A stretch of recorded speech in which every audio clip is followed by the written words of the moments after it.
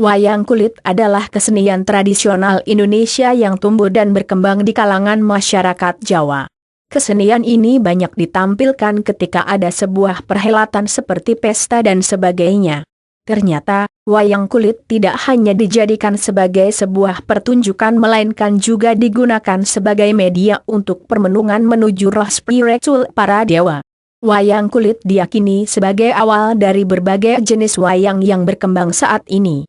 Wayang jenis ini terbuat dari lembaran kulit kerbau yang sudah dikeringkan sebelumnya. Wayang kulit dibentuk sedemikian rupa agar membuat geraknya menjadi dinamis.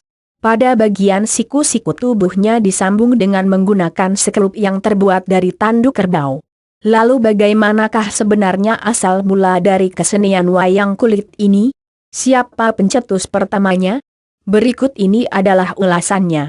Asal mula kesenian wayang kulit ini tidak lepas dari sejarah wayang itu sendiri.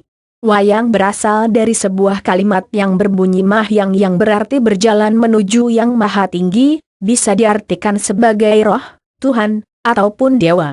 Akan tetapi, sebagian orang mengartikan bahwa wayang berasal dari bahasa Jawa yang berarti bayangan. Hal tersebut dikarenakan ketika penonton menyaksikan pertunjukan ini mereka hanya melihat bayangan yang digerakkan oleh para dalang yang juga merangkap tugas sebagai narator. Dalang merupakan singkatan dari kata-kata ngudal piwulang. Ngudal berarti menyebarluaskan atau membuka dan piwulang berarti pendidikan atau ilmu. Hal tersebut menegaskan bahwa posisi dalang adalah sebagai orang yang mempunyai ilmu yang lebih serta membagikannya kepada para penonton yang menyaksikan pertunjukan wayang tersebut. Sementara itu, untuk asal-usul dari sejarah wayang kulit ini belum ada bukti yang konkret. Ada yang mengatakan bahwa wayang kulit ada sebelum abad pertama yang bertepatan dengan munculnya ajaran Hindu dan Buddha di area Asia Tenggara. Hal ini dipercaya sebagai asal mula munculnya wayang kulit datang dari India ataupun Tiongkok. Itu dikarenakan kedua negara tersebut mempunyai tradisi yang telah berjalan secara turun-temurun mengenai penggunaan bayangan boneka atau pertunjukan secara keseluruhan. Selain itu, Jivan Pani juga pernah mengeluarkan pendapat bahwa wayang berkembang dari dua jenis seni yang berasal dari Odisha, India Timur.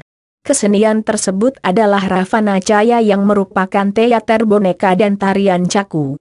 Ada sebuah catatan sejarah pertama mengenai adanya pertunjukan wayang. Hal ini mengacu pada sebuah prasasti yang dilacak berasal dari tahun 930 yang mengatakan si Galigi Mawayang. Saat itulah sampai sekarang beberapa fitur teater boneka tradisional tetap ada. Galigi adalah seorang penampil yang sering diminta untuk menggelar sebuah pertunjukan ketika ada acara ataupun upacara penting.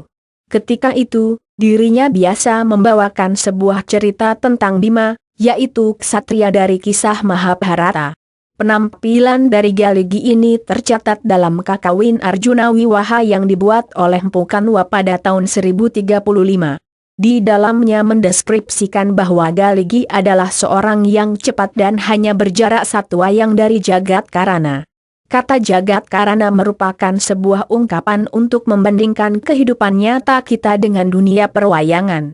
Jagat Karana ini mempunyai arti penggerak dunia atau dalang terbesar hanyalah berjarak satu layar dari kita. Meskipun tidak banyak literatur yang menjelaskan mengenai asal mula kesenian wayang kulit ini, namun seni wayang ini telah diakui sebagai karya kebudayaan yang amat berharga di bidang narasi oleh UNESCO di tanggal 7 November 2003. Hal tersebut mungkin dikarenakan bagi UNESCO dari seluruh jenis wayang yang ada, wayang kulitlah yang menjadi salah satu wayang yang paling dikenal di Indonesia. Ada banyak karakter yang terdapat dalam wayang. Nah, di dalam salah satu karakter yang ada di wayang Jawa hidup sebuah karakter yang disebut Punakawan. Punakawan ini terdiri atas 4 orang dan selalu dianggap sebagai pengikut jenaka dari pahlawan yang menjadi karakter utama dalam sebuah cerita. Keempat orang tersebut adalah Semar yang juga dikenal sebagai Kilurah Semar, Petruk, Gareng serta Bagong.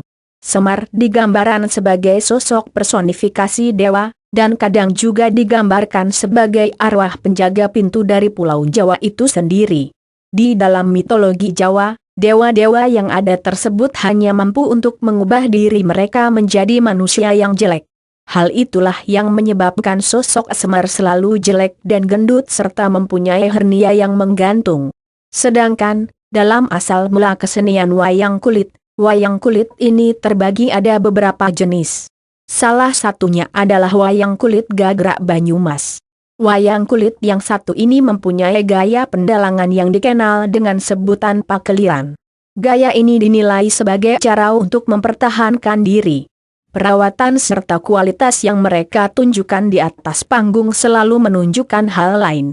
Adapun unsur-unsur yang terdapat di dalam pakeliran ini antara lain lakon, sabet, gerakan yang akan dilakukan para wayang, catur, narasi dan percakapan antara karakter, serta karawita yang berarti musik.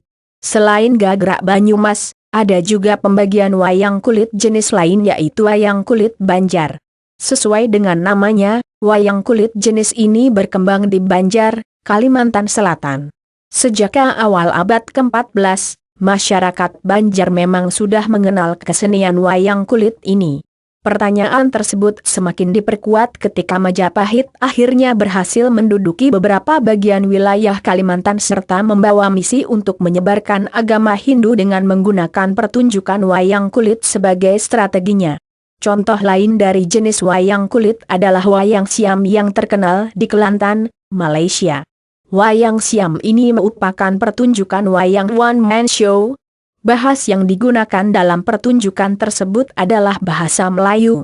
Akan tetapi, tidak ada bukti yang jelas mengenai awal kemunculan wayang siam ini. Banyak yang kemudian berpendapat bahwa kesenian tersebut berasal dari Jawa, karena mengikuti simbol-simbol yang sangat bercorak Jawa. Ketika itu minat dari masyarakat dan pemuda sangat besar untuk menyaksikan pertunjukan wayang kulit ini. Akan tetapi, di zaman sekarang ketertarikan anak muda akan kesenian yang satu ini sangatlah rendah. Hal itu dikarenakan maraknya permainan berbasis teknologi yang biasa mereka mainkan. Meskipun demikian, masih ada juga orang tua yang aktif mengajarkan anak mereka untuk mencintai salah satu kesenian tradisional ini. Hal itu sangat dibutuhkan untuk mempertahankan kesenian ini agar tidak habis ditelan zaman.